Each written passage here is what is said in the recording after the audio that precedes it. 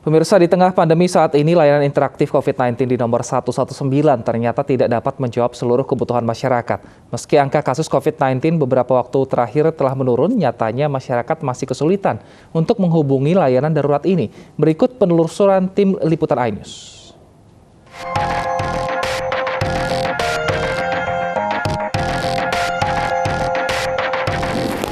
Pemirsa, website covid19.go.id mencatat kasus harian COVID-19 per September ini di Indonesia mengalami penurunan cukup drastis jika dibandingkan pada puncak kasus COVID-19 yang terjadi pada Juli lalu. Namun, Kementerian Kesehatan masih mempersiapkan layanan kesehatan darurat untuk masyarakat yang hendak mengkonsultasikan kesehatannya.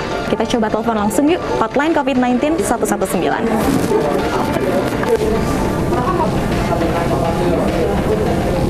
Lokasi keberadaan Anda akan digunakan untuk pelayanan ini.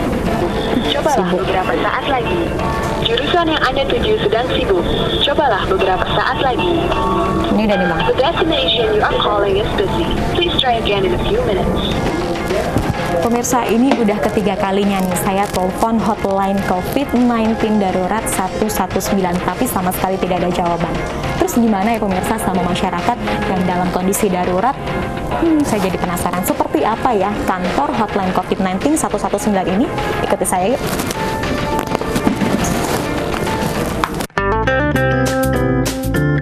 Mbak, pernah nggak telepon hotline COVID-19? Pernah. Terus responnya ada? Enggak diangkat juga, pokoknya lama diangkatnya, baru masuk gitu. Khususnya kalau saya sendiri sebelum, cuman saya udah dapat pembicaraan dari teman-teman saya perihal COVID-19 ini memang rada susah untuk menghubunginya dikarenakan memang teleponnya itu kadang sibuk atau kadang tidak terhubung dengan. Pernah sekali ya telepon. Beberapa kali sih ya, tapi yang baru diangkat itu sekali sih. Penasaran. Direspon. Tapi ya sulit sih masuknya sih Mbak gitu. Sejak virus corona masuk ke Indonesia, pemerintah melalui Kementerian Kesehatan telah menyediakan layanan hotline COVID-19 yang dapat diakses 24 jam melalui nomor 119. Sebelumnya, hotline tersebut memang sudah ada dan digunakan sebagai layanan darurat kesehatan seperti layanan ambulans. Akan tetapi, saat ini Kemenkes telah mengintegrasikannya dengan informasi terkait penanganan COVID-19 maupun vaksinasi COVID. Sejak hotline 119 diaktifkan untuk melayani segala berkaitan dengan COVID-19, banyak keluhan masyarakat yang sulit terhubung dengan hotline tersebut. Hal ini membuat saya penasaran sebenarnya apa penyebabnya. Kebetulan narsumnya itu belum bersedia diwawancara kalau misalkan kayak hotline dan lain-lain gitu terkait data lah pokoknya itu belum bisa dulu. Iya, ruangannya nggak di kantor ini sih. Bukan di gedung ini? Bukan. Dinkes bareng sama Dinkes Jakarta. Oh, kepikir di Kemenkes.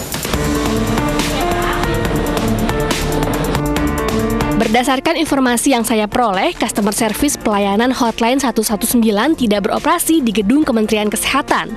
Akan tetapi berada di gedung Badan Litbangkes Kemenkes di Jalan Percetakan Negara, Jakarta Pusat. 119-nya ada 3 extension ya. Extension 0 itu untuk gadar, extension 8 itu untuk sejiwa itu konsultasi psikologi ya. Dan extension 9 ini dibagi dua lagi. Yang pertama itu vaksinasi, yang kedua itu corona. Di ruang hotline yang melayani extension terkait kegawat daruratan medik, terlihat belasan customer service yang sibuk menerima telepon tiada henti dari para masyarakat setiap menit, bahkan setiap detik. Tentunya ada sejumlah faktor yang menyebabkan sulitnya masyarakat untuk menghubungi hotline 119 ini. Di antaranya membludaknya para penelpon di periode Juli hingga September, yakni pada angka kasus COVID-19 yang cukup tinggi di Indonesia, di mana perharinya para agent bisa melayani sekitar 30.000 penelpon perharinya, berbeda pada hari biasa yang hanya mencapai 8.000 penelpon saja perharinya. Dari Jakarta, Revika Sibarani, Ardi Nugroho, iNews melaporkan.